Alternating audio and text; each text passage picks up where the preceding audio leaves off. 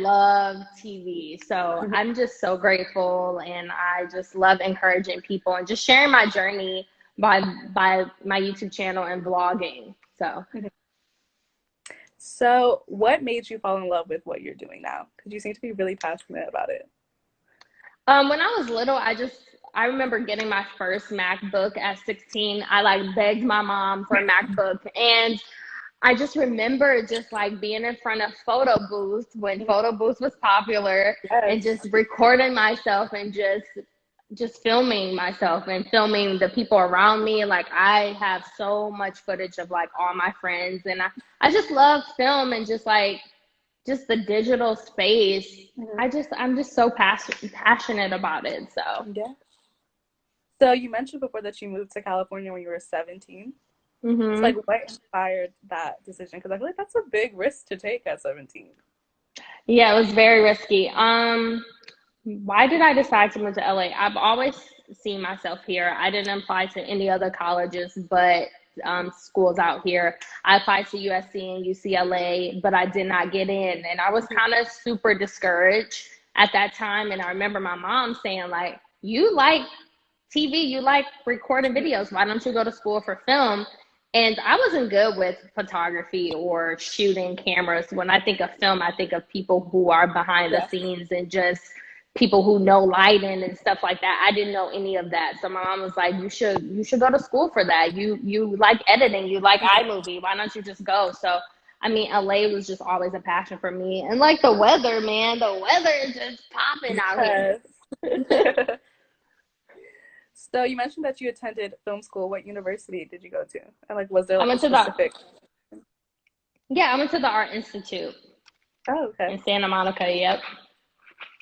Did you have like a specific concentration or like focus? Yeah, it was digital.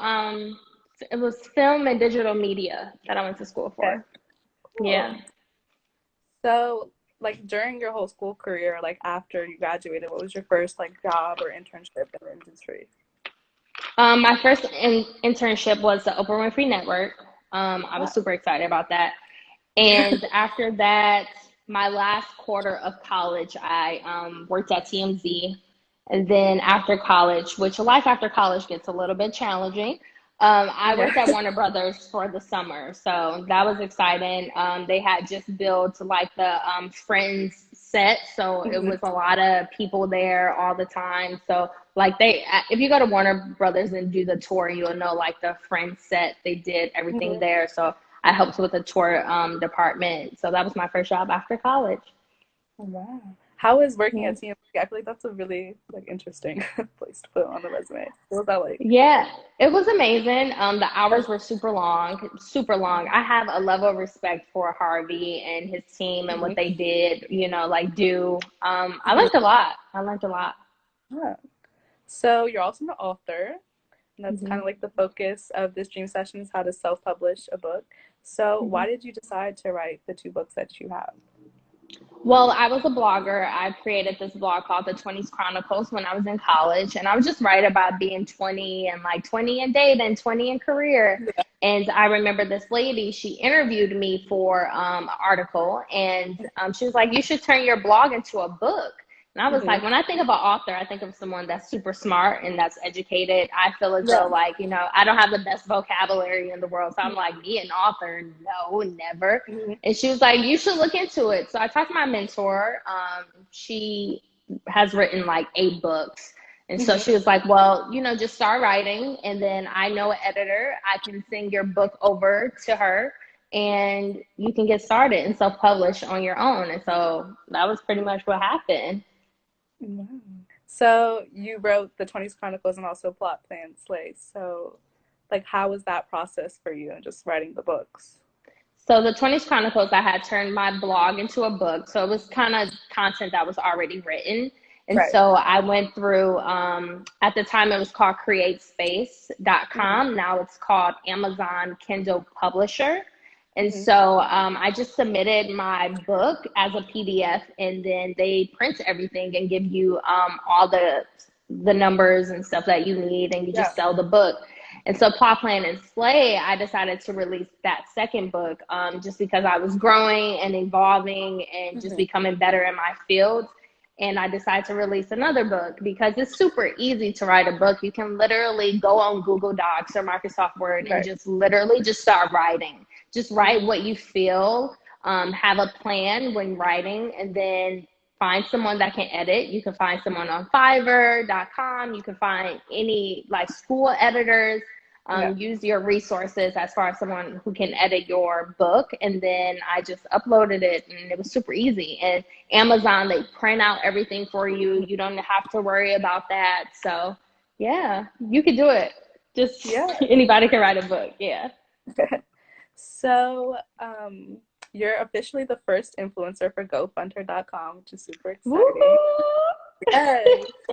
So you're currently using the platform to fund BFF Cosmetics. So how has that experience been for you? When I talked to Tracy about GoFundHer.com, I was like, Tracy, I'm not about to ask people to donate. I'm like, Tracy, I'm so prideful and stubborn. I'm like, I don't think people are going to donate anything towards my brand or what I'm doing. And she was like, Bianca, I know you. I've been knowing you since you were 16. People will invest in you. Just start your page. And honestly, I told her this last week. I was like, it was a fear of mine to ask for help. And during this time, I'm so passionate about BFF Cosmetics, and I've had this dream since 2017 to really launch this product, and GoFundHer has created the resources for me to do that. And I am just so grateful for Tracy and GoFundHer.com and everything that her platform is doing. I think that this is amazing for young women like yourself who are in college and maybe you're struggling after college and need help. There's someone out there that could donate $5 or $10 towards you. So GoFundHer.com is a really great platform for young women, and I encourage people to just create an account and just create. That's it. Yeah. So do you want to just explain a little bit about BFF Cosmetics and like what it entails, like what your goal is? Yes. So BFF Cosmetics stands for Beauty Friends Forever, and I came up with the concept because growing up, you always have a BFF, and when you have a BFF, you want to match them and have twin day. So I want to create a line for diversity and women of color, of course, and just everyone inclusive, and create a cosmetics line where it's always two people in each collection, whether that's twins, whether that's a boy and a girl. Like, I want the cosmetics line to be universal and also affordable, because I feel like nowadays, I cut off. Oh, sorry. I know, it's okay. I feel like nowadays, cosmetics is so expensive. I want to create something that's a great, price point for people out there in college and stuff. Yeah. So you said like GoFundHer has obviously been very helpful in like that journey of creating that brand. So what are like some keys or like tips to be a smart, efficient entrepreneur? I think having a team is very important. I feel like people want to be, self-made, of course, and be an entrepreneur, but being an entrepreneur comes with a lot of highs and lows, a lot of financial strain. It's going to be challenging to be an entrepreneur. It's really hard. You have to have really great leadership skills and try not to micromanage. I think a lot of entrepreneurs want to control every single thing, but when you have a team of people are better at certain skill sets than you are. So I think that's like the biggest tips that I would give to anybody that wants to be an entrepreneur, is that it takes hard work, be a good leader, and also allow people to help you. I think, like I said, I'm very stubborn and prideful. So I'm like, I don't want anybody touching my baby, but it's okay. It's okay. Yeah. People will be there for you. So that's my advice. So you have like a very well curated like brand and self-image. Just like looking through your resume, like looking at your website, it's like a very clear, defined like focus on like what you value. So like, how were you able to brand yourself in your business into what it is now? I think just being myself, being authentic to who I am. I try not to promote things that I don't believe in. I try not to share things that I don't believe in. I also like to share my journey too, to indicate that it's not perfect. I'm not perfect. I've had I have a YouTube video of me like boohoo crying, like I don't know what's next. And I want people to be on that journey that you're not alone. I feel like people on social media try to make their life look perfect, and it's not perfect, you know? Yeah. So you say you should like showcase your journey. So how has your experience been as an entrepreneur? It's been, like I said, ups and downs. What Yeah. I've learned throughout this journey is that relationships are super important, and just building a network of people that can help you, like Tracy, who has GoFundHer.com. Like me and her, we've known each other for years, and we've always supported each other. So I support her business, she supports mine, and just being an entrepreneur is just like it's highs and lows, and just learning how to manage your money too is very important. And also continuously educating yourself. I feel like people feel as though when they're an entrepreneur that they can't keep learning. And for me, like I want to keep learning. I want to milk and learn everything. Like even I hate Photoshop, but it's something that if I have to do it, I will do it, Yeah. So just learning the ins and outs of everything. So you mentioned like a couple of times. Oh, go ahead. No, I just love your wing eyeliner. Thank you. But you mentioned like a couple of times, like building relationships and how important that is in your journey. So like, do you have any women who have influenced you and like helped you in your journey to like where you are now?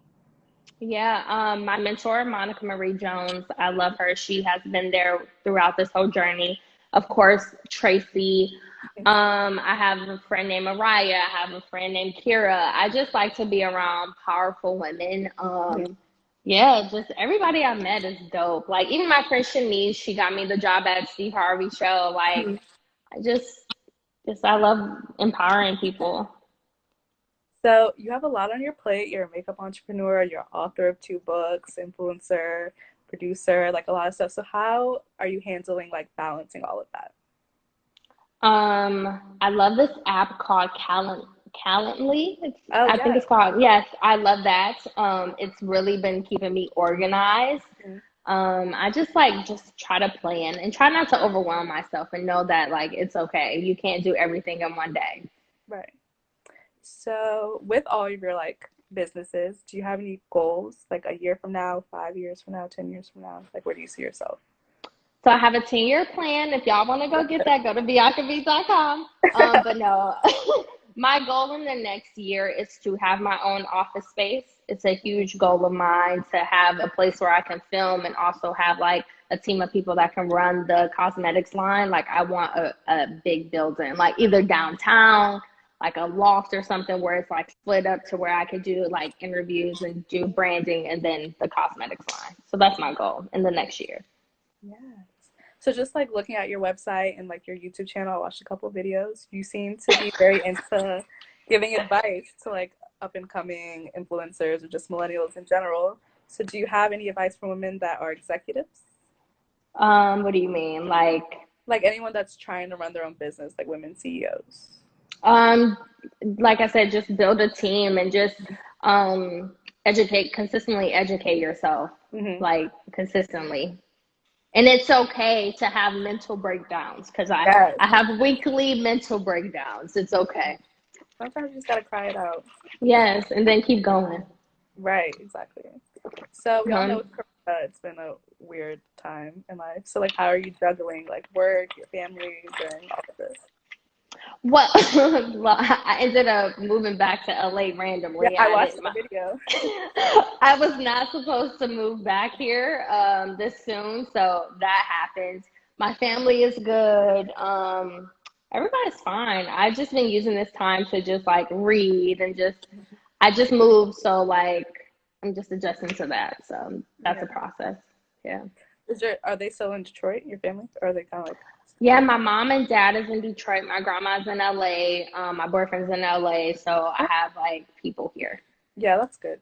Yeah. So, do you have any advice for female entrepreneurs that want to start their own business like right now during this whole Corona thing? Get a GoFundHer.com. We're gonna throw that in. Create an account.